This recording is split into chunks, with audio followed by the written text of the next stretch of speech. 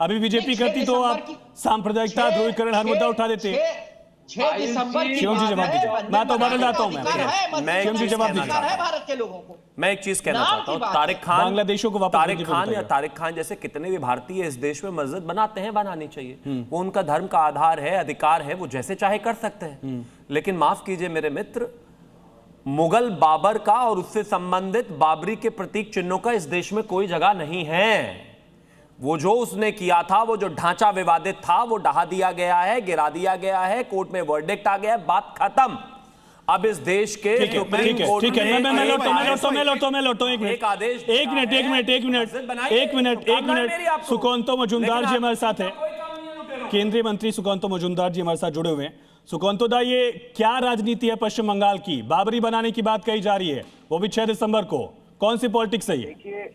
देखिए तृणमूल कांग्रेस की जो विधायक है हुमायूं कबीर, वो वहाँ पे मुर्शिदाबाद में 6 दिसंबर को बाबरी मस्जिद का शिलान्यास करने की तैयारी कर रहे हैं।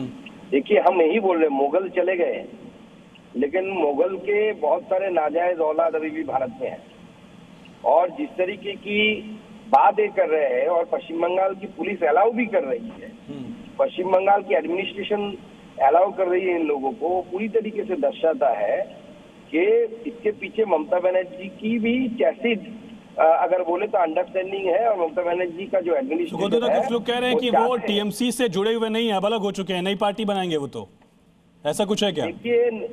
देखिए नए पार्टी बनाएंगे, क्या करेंगे वो तो बाद में पता चलेगा, लेकिन जिस तरीके की वातावरण तैयार करने की कोशिश की गई, जबकि सुप्रीम कोर्ट के राय आने की बाद सारा समाज ने मान लिया है, सारा देश ने मान लिया है, और राम मंदिर प्रतिष्ठा भी हो गया है, और उसी बाबर के नाम से, बाबरी के नाम से मस्जिद तैयार करना मतलब हिंदुओं के घाव को कुरेदने की कोशिश की जा रही है ममता बनर्जी के लोगों के द्वारा और ऐसे लोगों के द्वारा। क्या पश्चिम बंगाल विधानसभा चुनाव का ये बड़ा मुद्दा बनने वाला आपको लगता है?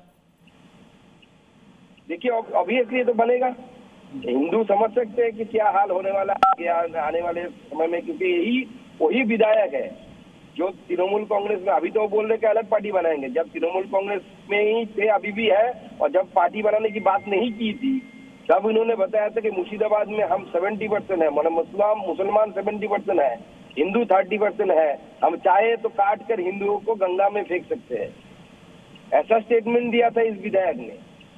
किसी ने अरेस्ट भी नहीं किया इस विधायक को। अभी भी पश्चिम बंगाल में 70% के आसपास हिंदू है, लेकिन अगर हिंदुओं के साथ इस तरीके की बयानबाजी करने के बाद हिंदुओं के विपक्ष में फिर भी ये लोग बचे रहे हैं, तो इसका मतलब आप समझ सकते हैं ममता बनर्जी इनकी पीठ थपथपा रही है, कैमरे के सामने हो या कैमरे के पीछे हो। क्या इससे लगता है आपको पश्चिम बंगाल में माहौल खराब करने की कोशिश की जा रही है? एकदम पश्चिम बंगाल में माहौल खराब करने की हर तरीके की कोशिश इन सब फेनेटिक पीपल जो है, जो समझते हैं कि दुनिया में उनको ही जीने की अधिकार है और किसी को नहीं है, ऐसे लोगों के द्वारा हो रही है। सुगंधो, तो मैं चाहूंगा आप प्लीज थोड़ी देर बने रहिए हमारे साथ डिबेट में। बादल दा, सुना आपने, ये पूरी तरह से ध्रुवीकरण की कोशिश है मुस्लिम वोट बैंक के लिए।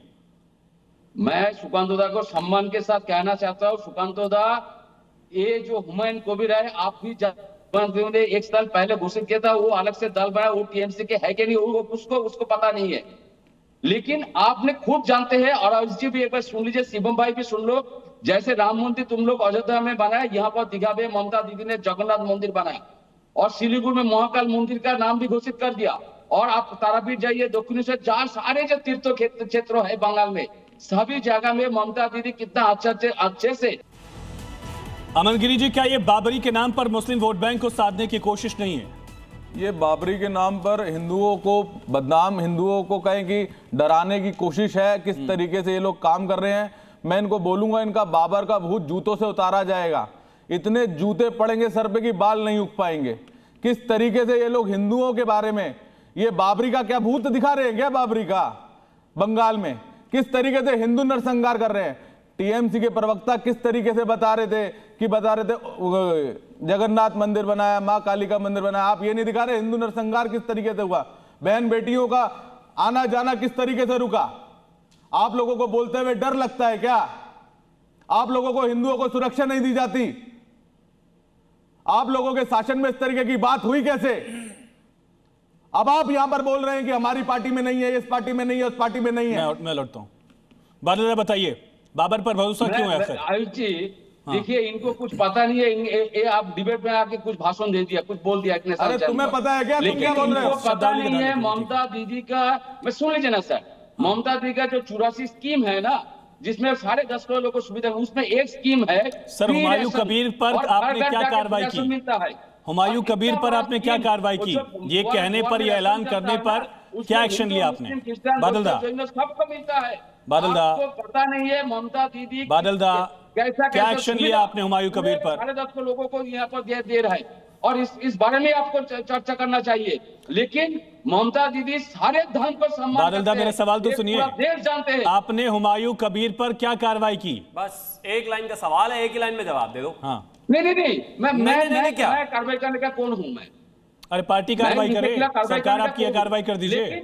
लेकिन मैं आपको कह रहा हूँ, वो ना पार्टी का प्रेसिडेंट है, ना पार्टी का चेयरमैन है, ना पार्टी का जनरल सेक्रेटरी है, ना पार्टी का कोई पद है। अरे बंगाल में तो रहता है, बंगाल में तो रहता है, बंगाल पुलिस तो तुम्हारे हाथ में है। नहीं हो, ये पहले पूछना चाहिए उसको। तो 2-3 बार तो सस्पेंड किया था पार्टी ने। ठीक है, मैं शिवम जी आपके पास आता हूँ। विनोद बंसल जी विश्व हिंदू परिषद से हमारे साथ जुड़े हुए हैं। विनोद जी, बाबरी मस्जिद बनाने का ऐलान, वो भी 6 दिसंबर की तारीख, ये तुष्टीकरण है, बाबर से प्यार है, चुनाव का इंतजार है, क्या है? मंदिर भी बना सकता है।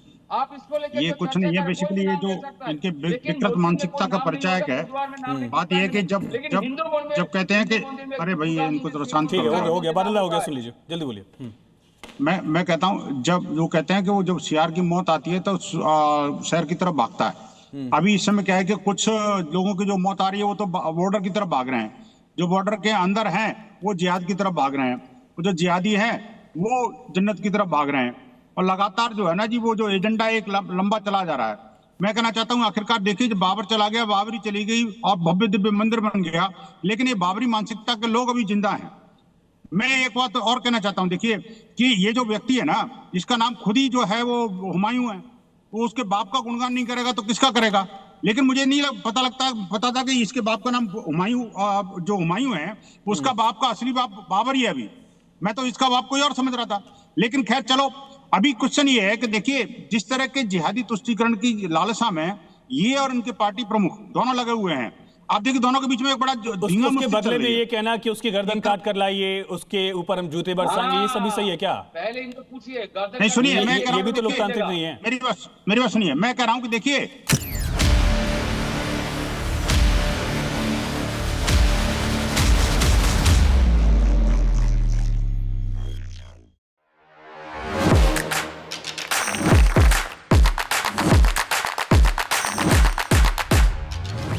Please welcome Dr. Subhash Chandra.